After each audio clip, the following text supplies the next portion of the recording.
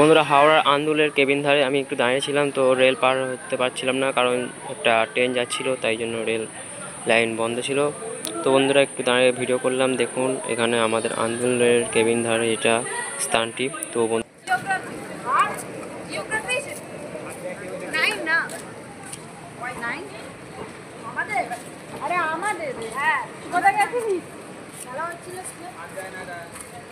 খেলা হচ্ছে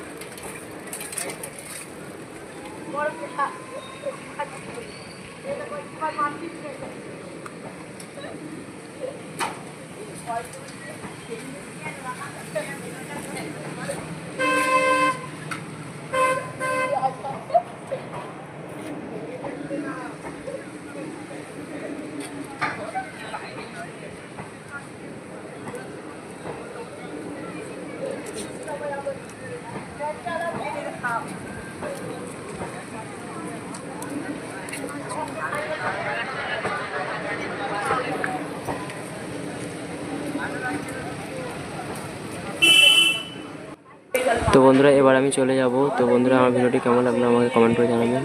আর তেমন কিছু ছিল না এই ভিডিওর মধ্যে, তবুও আমি চেষ্টা করলাম যে আপনাদের একটু দেখাই আমাদের আন্দুল স্টেশনের কেবিন ধারটিকে। তো তাই দেখালাম। তো ভালো লাগলে আমাকে লাইক শেয়ার সাবস্ক্রাইব করে রাখবেন। আর সবাই ভালো থাকবেন। বাই। জয় হিন্দ।